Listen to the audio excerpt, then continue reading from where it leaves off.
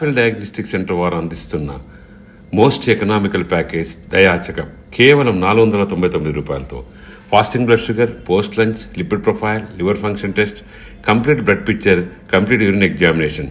సంప్రదించండి Apple diagnostic centre, Vivekananda Nagar colony, Kukatpally.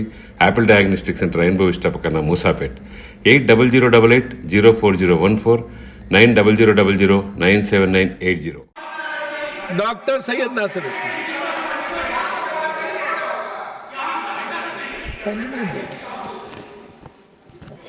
Sir, मैं आपका और मेरी पार्टी का आभारी हूं कि मुझे आज बात करने का मौका दिया गया है। सर, भारतीय रेल देश का लाइफलाइन माना जाता है। On A daily basis lakhs of people travel through trains. इसके ऊपर पता नहीं कितने कहानियाँ लिखे हैं, कितने फिल्में बने हैं, कितने गाने बने हैं, कितने पोएम्स लिखे गए हैं। मैं भी एक पॉलिटिकल एक्टिविस्ट होने के नाते कई बार ट्रेन से ट्रैवल किया हूं और बहुत करीब से इसको जाना हूं। सर, देश में हर गरीब व्यक्ति के अगर कोई साधन है तो रेलवे से।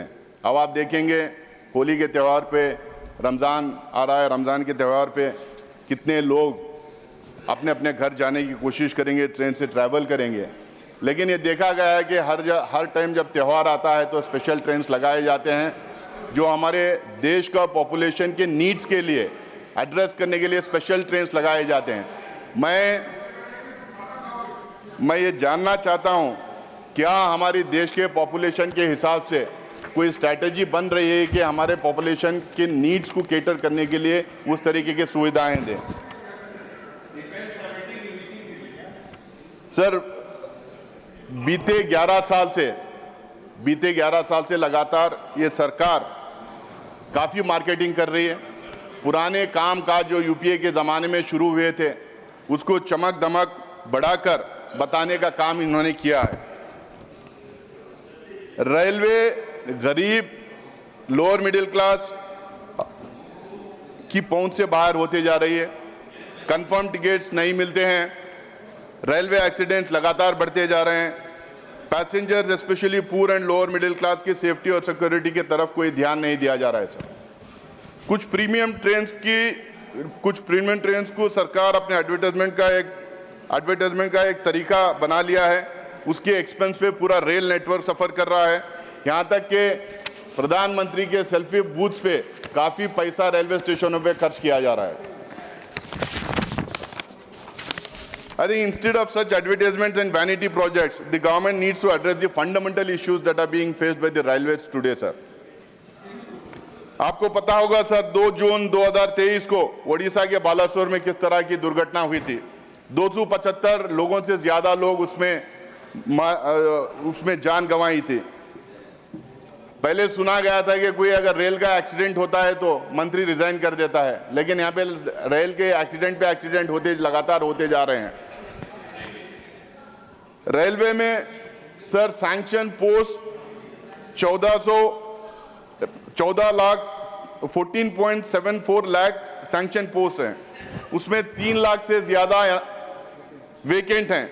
उसमें 1.5 लाख से ज्यादा स्पेशली क्रिटिकल फॉर सेफ्टी जो पोजीशंस हैं वो वेकेंट हैं। इसी के वजह से ये हादसे लगातार होते जा रहे हैं। Sir, new Delhi railway station पे जो सबसे मॉडर्न रेलवे स्टेशन माना जाता है, उस पे 15 फरवरी 2025 को क्या हुआ आपको पता है? 18 लोग मारे गए।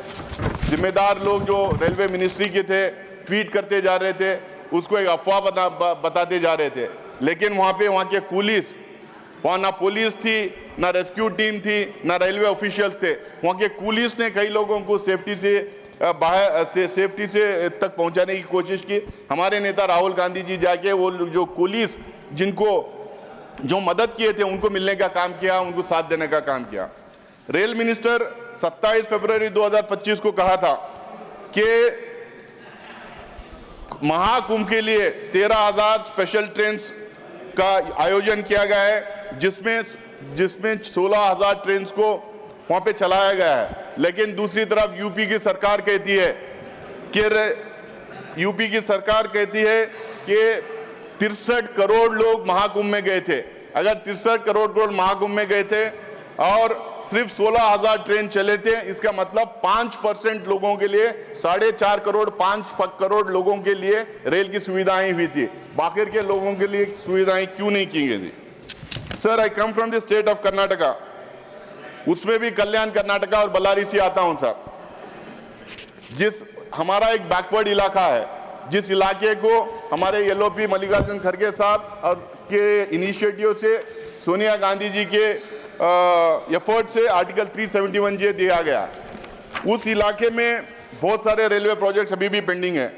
ये इश्यूज में बहुत सारे टाइम रेलवे मिनिस्टर के साथ रेज किया हूं, मैंने चिट्ठियां लिखा था, रेलवे ऑफिसर्स को बोला हूं, मीटिंग्स में गया हूं, वहां पे इश्यूज रेज किया हूं, चाहे वो स्टेशन अपग्रेडेशन के हो, रेलवे ओवर ब्रिजेस के हो, एलिवेटर्स के हो, न्यू लाइंस के हो, लेकिन कोई सुनवाई होती नहीं। एक लाइन का एक्नॉलेजमेंट आता है कि आपकी चिट्ठी मिल गई, लेकिन उसके ऊपर काम नहीं होता है।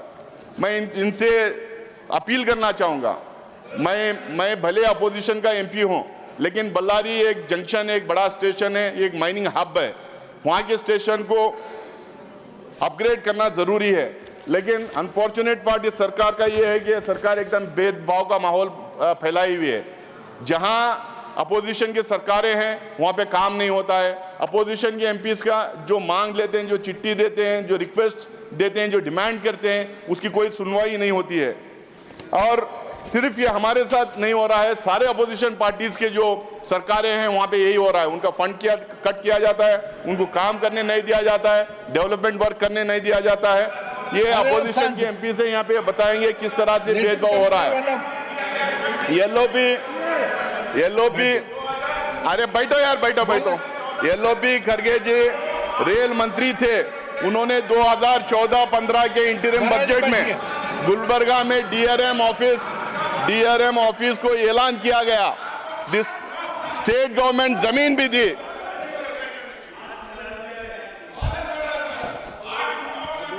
सर, एलओपी खड़गे जी रेल मंत्री थे 2014-15 के इंटरिम बजट में गुलबर्गा के लिए डीआरएम ऑफिस का ऐलान किया था। स्टेट गवर्नमेंट जमीन भी दी थी, बजट अलोकेशन भी हुआ था, लेकिन उसका काम आज तक शुरू नहीं हुआ। वहीं पर यादगीर में बोगी फैक्ट्री उन्हीं के जमाने में शुरू की गई थी, उसका एक्सपेंशन का डिमांड किया गया था, लेकिन उसका आज तक काम नहीं किया गया। अगर मैं पूरे कर्नाटका की बात अगर करूं तो Dharwad Belagavi direct line 13 project approve किए गए हैं, लेकिन आज तक शुरू नहीं किए। Dharwad Belagavi direct rail line, Gadag Belagavi rail line, Hubli Ankola rail project, Shivamogga Shikaripur Ranebennur project, Hubli Sirsi Talaguppa rail line, Davangere Tumkur rail project, और उसके साथ में साथ मैंगलोर जो पलक्कड़ डिवीजन में पड़ता है, जो 75% से ज्यादा मैंगलोर रेलवे स्टेशन से मैंगलोर एरिया से जो 75% से ज्यादा रेवेन्यू आता है, उसकी अपग्रेडेशन की मांग लगातार कर रहे हैं, लेकिन वहां पे अपग्रेडेशन कोई हुआ नहीं अभी तक। जो मोदी जी सबका साथ सबका विकास करते हैं, क्या सबका साथ सबका विकास का मतलब यही है कि जो भारतीय जनता पार्टी के जो सरकारें हैं वही काम होगा, जो बीजेपी के एमपीज मांग करेंगे वही काम होगा? कि अपोजिशन एमपीज और अपोजिशन सरकारें जहां पे हैं वहां पे काम नहीं होगा?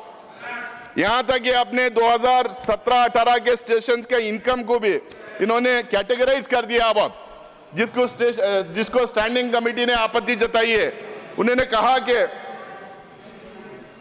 स्टैंडिंग कमेटी ने कहा कि geographical location, industrial centre, port, agriculture centre और एजुकेशन सेंटर के आधार पे क्लासिफिकेशन होना चाहिए। सबर्बन, नॉन सबर्बन और हार्ड के नाम पे 3 कैटेगरीज होना चाहिए। ये स्टैंडिंग कमेटी ने इनको डायरेक्शन दी है। दूसरी तरफ प्राइवेटाइजेशन लगातार हो रहा है।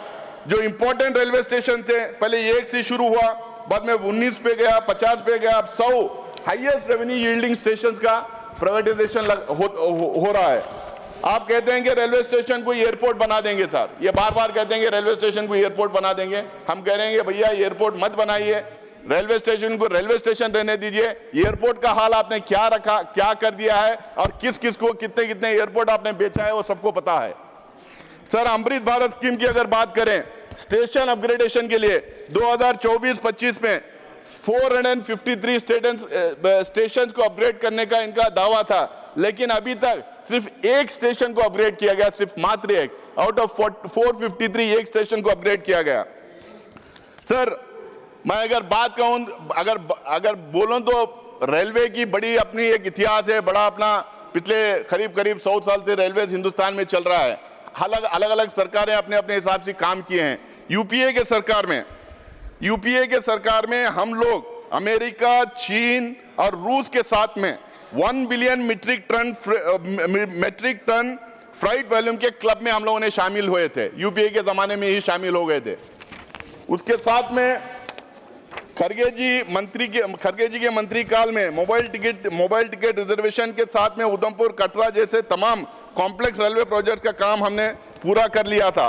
यूपीए सरकार में रेल हिस्ट्री की सबसे कठिन पीर पंजल टनल बनी थी। 2013 में बनिहाल काजीगुंड रेल सर्विस का उद्घाटन हुआ था, जिसमें मनमोहन सिंह जी, सोनिया जी, खड़गे जी और आपके जो वहां के चीफ मिनिस्टर उमर अब्दुल्ला हैं वो भी उसमें शामिल थे। कटरा में मोदी साहब ने 2014 में जिस रेल प्रोजेक्ट का उद्घाटन किया था वो भी कांग्रेस के जमाने में ही बना था। लेकिन ये लोगों ने क्या किया, आपने तो रेल बजट खत्म किया, बेहतर एडमिनिस्ट्रेशन के नाम पे स्ट्रक्चर बदला, रेलवे के इंटरनल रिसोर्सेज लगातार गिरते जा रहे हैं, ऑपरेशनल कॉस्ट लगातार बढ़ते जा रहे हैं। ऑपरेटिंग रेशियो इस साल का सर ऑपरेटिंग रेशियो 98.43 है, यानी कि हर 100 रुपए पे 1.5 रुपए की कमाई होगी। यूपीए के जमाने में हर 100 रुपए के इन्वेस्टमेंट में 10 रुपए से ज्यादा कमाई हुआ करती थी, लेकिन अब 1.5 रुपए की कमाई होने जा रही है। रेलवे बजट में को अब सरकारी खजाने से सपोर्ट किया जा रहा है सर। स्टैंडिंग कमेटी के लेटेस्ट रिपोर्ट में उन्होंने कहा है कि सरकारी सपोर्ट से ज्यादा आप लोगों को दूसरे सोर्सेस को ढूंढना चाहिए, खासकर पीपीपी मॉडल को तरफ देखना चाहिए करके स्टैंडिंग कमेटी का इनको डायरेक्शन गया है। CAG in June 2023 highlighted massive irregularities in the utilisation of money under the rail safety fund sir. वहां पे कहा गया है कि Indian railway spent extravagantly on foot massagers, crockery, furniture, car rentals, laptops, etc. from the Rashtriya Rail Sanraksha Course, sir. Shortfalls of 30 to 100% in inspection by track recording cars with track machines left idle. 289 derailments from 2017 to 2021 linked to incomplete track renewals, declining funds for track renewal works and poor fund utilization. This was the reason that was quoted, sir. Inquiry delays in 63% of the cases for which reports are not submitted yet.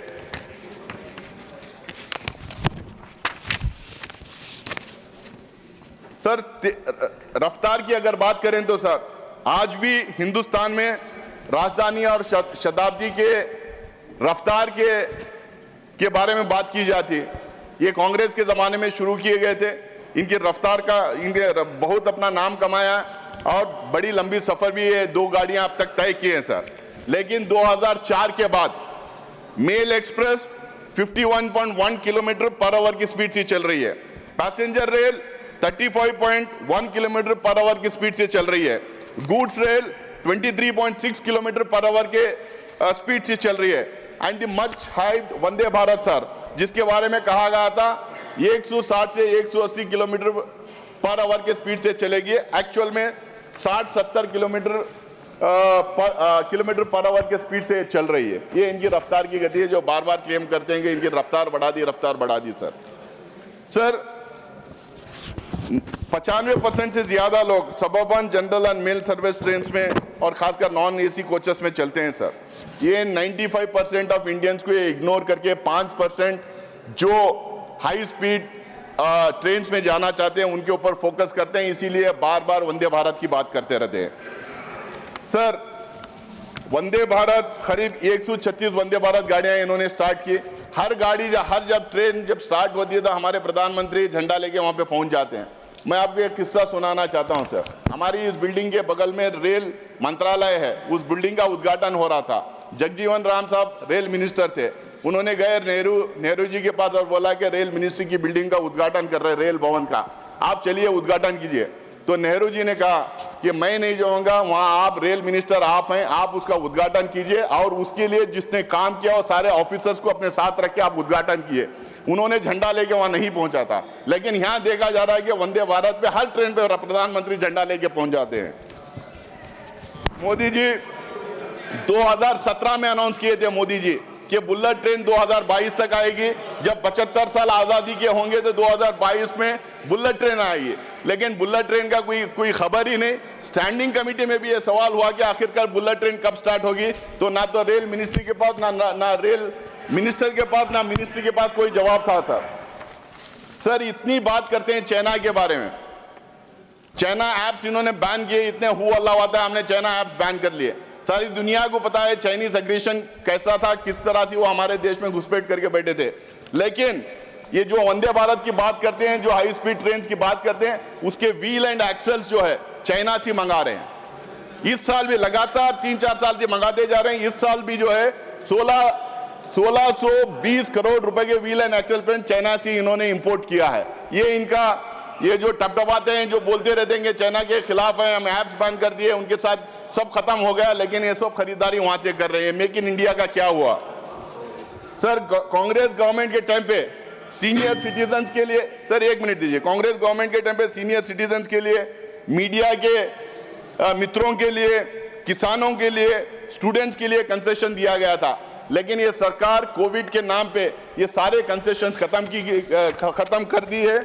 मैं इस सरकार से और खासकर मंत्री से appeal करना चाहूंगा कि हमारे मीडिया के मित्रों को, सीनियर सिटीजन्स को, एक्स सर्विसमैन को, किसानों को, इनके सारे जितने कंसेशन से खत्म किए हैं फिर से बहाल करें। सर आप आगे यहाँ बैठो, खत्म करो, आप उनकी बात मत सुनो। भारतीय रेल आम आदमी के लिए सबसे सस्ता, सुरक्षित और भरोसेमंद साधन रहा है। ये कारोबारी के नजरिए से कभी रेल स्टार्ट नहीं किया गया था, सेवा के नजरिए से किया गया था। इसको सेवा के नजरिए से ही रखना चाहिए, इसको सेल्फ सस्टेनेबल बनाना चाहिए, इसका एक अपना विजन होना चाहिए। हमारा जो ग्रोइंग पॉपुलेशन है उसके तहत उसके नीड्स को केटर करने के लिए, उसके एक्सपेंशन के लिए एक बड़ा विजन होना चाहिए। इस बात के साथ मैं अपनी बात खत्म करता हूं। फिर से एक बार मैं अपील करता हूं, जितने प्रोजेक्ट्स मैं कर्नाटका के बारे में, बल्लारी के बारे में, गुलबर्गा के बारे में, यादगीर के बारे में मैंने जिक्र किया है, मुझे उम्मीद है कि रेल मिनिस्टर वो सुन रहे हैं, वो सुने हैं, तमाम प्रोजेक्ट्स को वो शुरू करेंगे और कंप्लीट कराने की कोशिश करेंगे, क्योंकि कर्नाटका में कांग्रेस की सरकार है, इसकी वजह से वो भेदभाव ना करेंगे। इस अपील के साथ अपनी बात खत्म करता हूं।